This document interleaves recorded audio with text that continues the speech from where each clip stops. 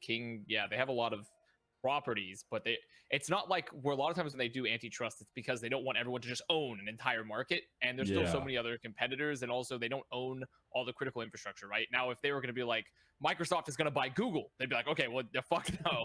But like, so yeah, I think it'll probably go through. It sounds like they're very confident it's going through themselves. So antitrust is just like monopoly kind of standard, right? Where it's like you can't just like own all of the things of one area. So I know that they looked into Facebook for some time because they were like, hey, you own Facebook, Instagram, and WhatsApp.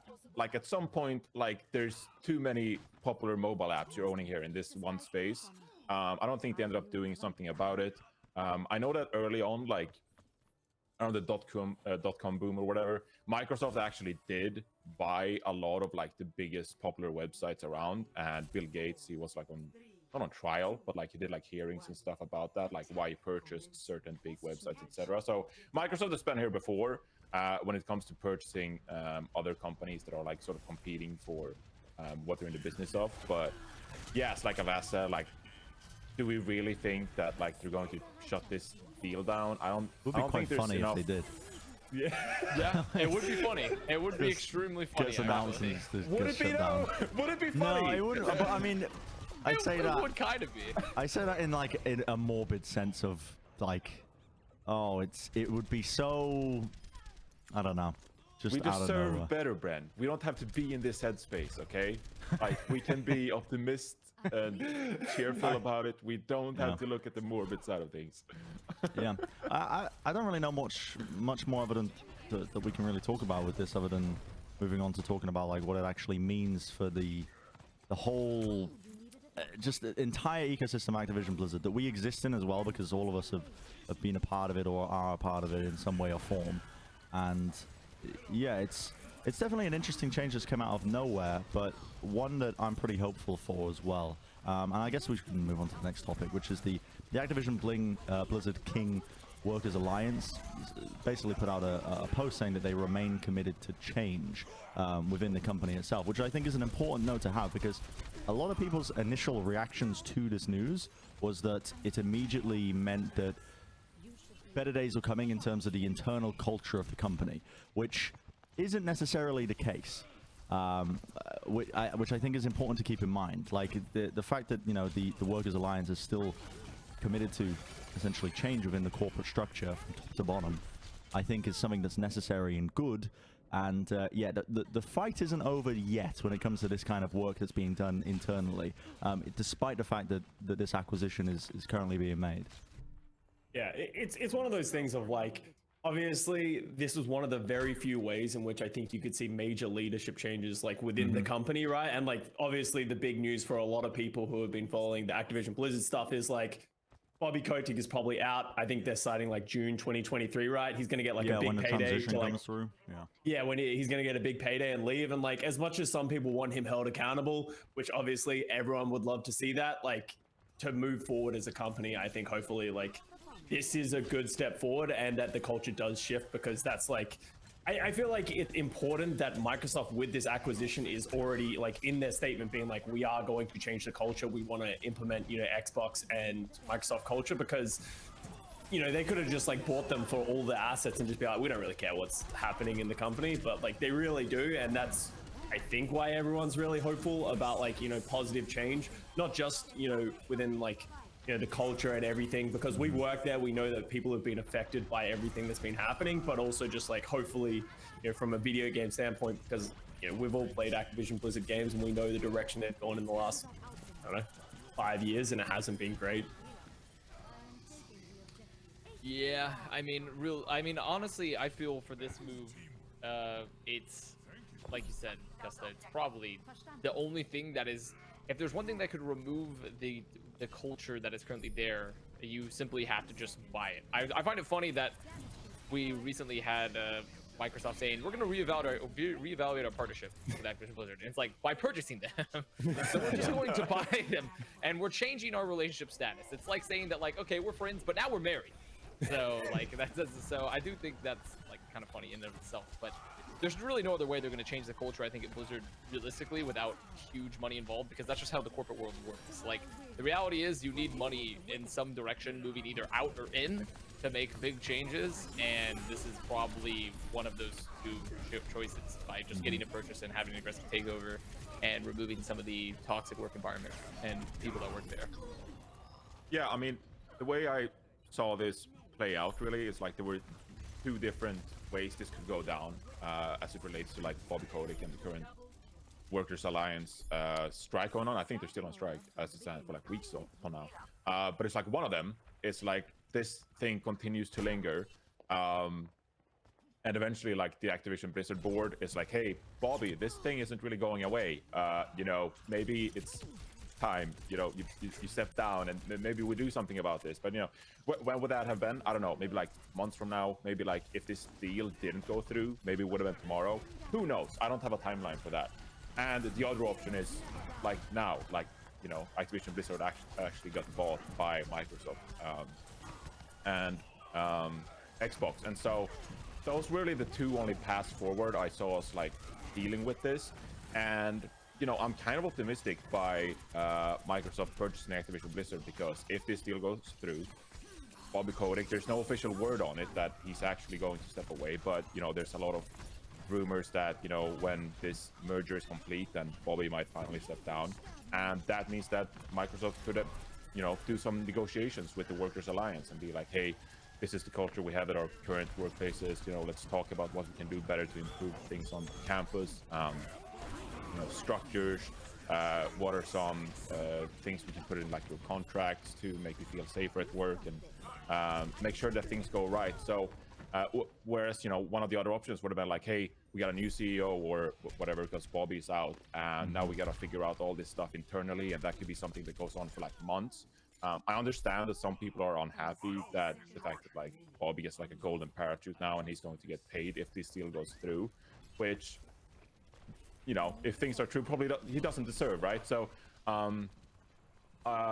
but regardless, I feel like the way this went down, it's a good thing for the Workers Alliance, because now they can actually negotiate with someone who actively wants to participate and wants to talk about this kind of stuff and wants to figure out a good culture and make things better in the workplace. So, yeah, I'm kind of optimistic with how this could potentially go down.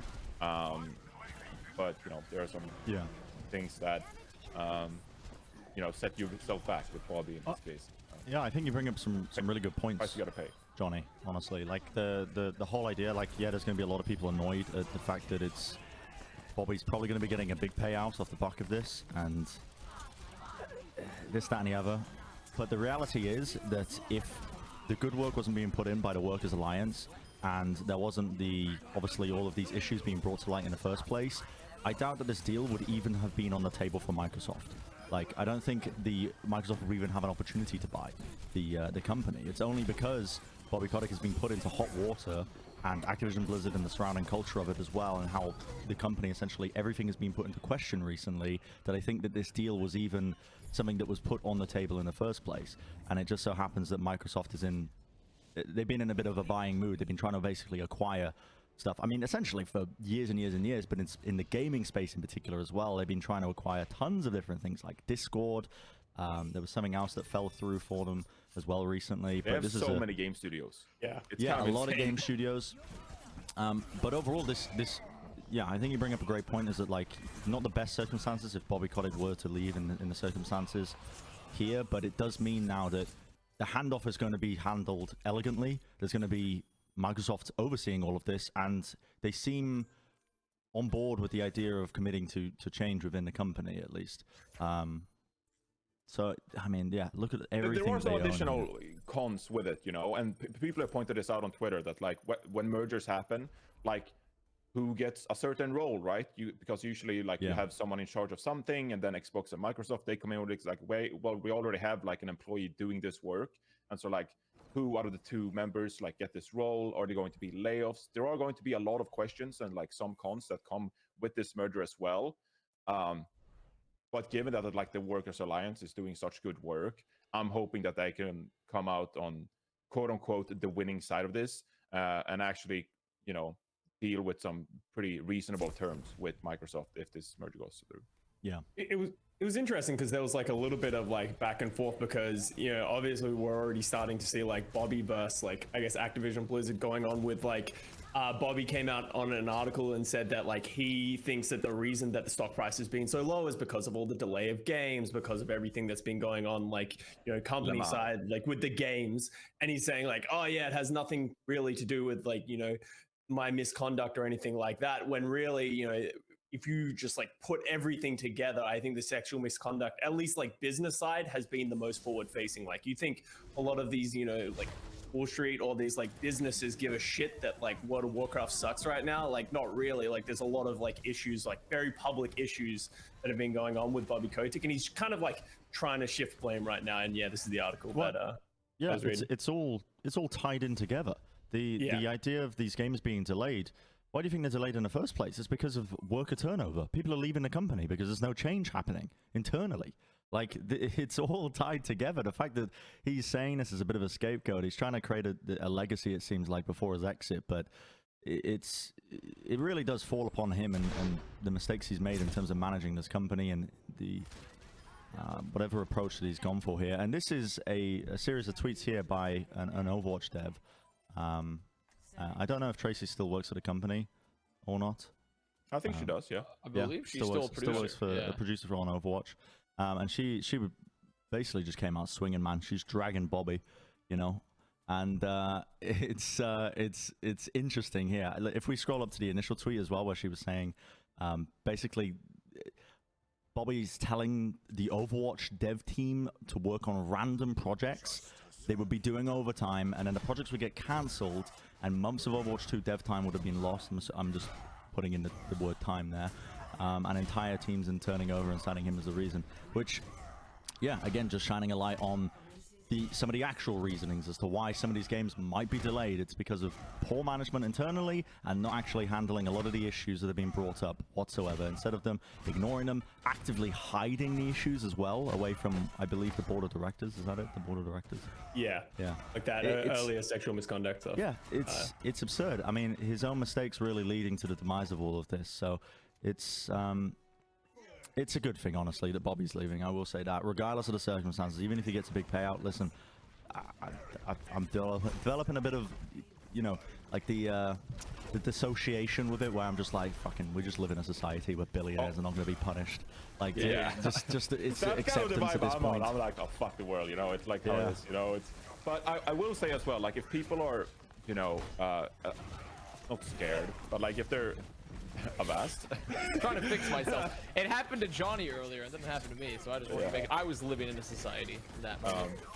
Yeah, but I wanted to say, like, if people are like worried about the hesitancy from Activision and Microsoft committing to say that Bobby will definitely leave once the merger is complete, it's not because like they're gonna like debate you and just be like, oh yeah, the merger is complete and Bobby's staying. Like, that's not a reason why they're so hesitant to say it. It's probably because if the antitrust laws actually block this merger and Bobby is like, yeah, I'm committed to leaving if the merger goes through, and then it doesn't happen, well, then Bobby's left there just like, well, it doesn't happen and I'm still CEO, I guess. Like, for him, like, politically, or like, you know, being in charge of the company, like, that doesn't make sense, and that's probably the main reason.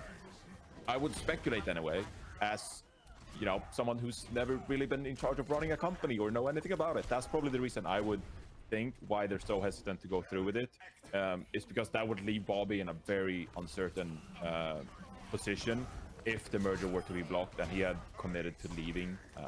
And, you know, so that's kind of why I could see them not committing to saying Bobby would leave, but it would make sense. Also, a huge amount of his compensation package, like, they listed out like the various terms of his contract and like how much money he gets in various situations. There could be stipulations that, depending on his own actions or words, could affect his payout. So like, you have to think about like all the ways that corporate lawyers, like, when you're working with the amount of money that we're talking about, which is like the estimated amount, I think if he got his best amount, essentially, it was like $370 million or something. Yeah. It's a huge sum of money. So when you're working with that much money, I'm sure it's also best to just shut the fuck up and just let it happen, because like you never know what you could say could potentially affect the outcome, and like how like the other party could use that against you or things like that when you're working with this amount of money, because I'm sure as hell they don't want to pay out $370 million. So it's like pretty big there, I think. It's also a big thing of, it's not like they're just like giving him 370 million as well. Like, I don't understand like business or like any of this like stock option stuff or whatever, but like he has been like the CEO of the company for like 30 years. This is like accrued over a very long time, and this is like kind of his exit. So it's like, I don't think you can avoid this kind of payout. There's no like, oh, we want Bobby to go down without it. Other like, so there was like 4 different packages listed that someone had posted. I wish I had the article on hand of what it should, but like essentially his compensation for like his golden parachute could be as low depending on like if he was fired like for cause, essentially, like if he was removed from the company for a reason, which is pretty standard for a lot of contracts. Like you have a different for cause and then a not for cause like reason for exiting a contract. He would still get a lot of money, but it was like $30 million. Oh really? I didn't think that was the variance, right? Like if he was removed like for like I think the specific thing for the like the 300 something million was like a corporate takeover where they then removed him. It was like a ridiculous amount of money, like the 300 plus million. Like I wish I could find the actual 293 million. Oh, there it is. Yeah. So that's kind of like, I feel like these situations where if there's something like this happening, there's probably a reason for him to be quiet as well, for just a financial reason for himself, to like prevent any sort of issues with him potentially getting his compensation package. Yeah, it's Also sorry, Ben. Yeah, no, go ahead. Like it says there, like the deal isn't expected to close until Microsoft next fiscal year, which ends in mid 2023, which is like, you know, that's like 16 months away. So, you know, we're long away from this story being over and Bobby Kotick's role in it, and you know what it's actually going to look like once the merger is finally complete. I mean, the lawsuit has been out for like, the lawsuit was filed like 6 months ago, 5.5 months ago, or something like that, right? And we got 15 more months to go. So this story is far from over. So we can't really make any assessments of Kotick's payout if this merger is going to complete, because like we don't know how this is going to develop. Yeah, still early I also days. wonder too, you know, we didn't talk about it too much, but isn't it ridiculous, like heinously ridiculous, that the CEO of this huge multi-billion-dollar company was literally day-to-day overseeing a dev team of one of his games and telling them what to do? Is that not like an inherently ridiculous statement? That is ridiculous, yeah. I mean, that is absolutely absurd, and also I just don't understand the justification and reasoning for it. Like, what reasoning would you have to even be hands-on in that capacity? And also, yeah, I mean, it would do no good. It's like you're actively trying to sabotage the company internally. Like, I mean, you're just bored, right? Like, if your net worth is like $1 billion, like you're probably bored, and you're just like, I bet it's this just a gaming control company. I freak. guess you just stroll around the campus, you know. But we I see some think of the it's a sports control team owners, like they're just like, hey, you know, I made my living through, you know, doing internet shit in like 2001, and now I'm gonna go into the NBA and just tell them how it is. I'm gonna tell them how the basket players do their things and tell them what players to get, you know. Because I guess that's what billionaires do. But I feel like that's not a board thing. That's just a control freak thing. I think it's have you legitimately seen, they just have you have to be in seen charge. the quotes that came out about Bobby Kotick? The man is a sociopath. Like, he literally said over the phone to somebody, "I will end you." The man is tapped. He's gone. Like, it doesn't surprise me that he's so hands-on about it. Maybe but board was a charitable. I think he just is a control freak and is like, dude, these stupid devs, we need to add something else because I know it. Because I'm Bobby Kotick. I know what's best. Yeah, it's let's move on to talking about the meat and potatoes of this weird episode that we've done. It's how is it going to be affecting Overwatch 2 and the Overwatch League is a big question for us, because this is what the podcast centered around, Overwatch, and that's the question on all of our minds. I'll like the context of this as well is that when Microsoft were looking to buy Activision Blizzard King, the big reason for it, I think the number one when it comes to the gaming content, comes from the King side of the company, which is the mobile game sector. Microsoft suck when it comes to breaking into the mobile game sector, the mobile sector. Like they have historically been terrible at it, and so this is a big acquisition for them to essentially enter that gaming market. And I think in articles they've said that basically it's just going to give them. So you can see actually the headline underneath the headline. The video game industry's greatest market is mobile. Microsoft aspires to fight against Android and Apple. They're trying to skirt around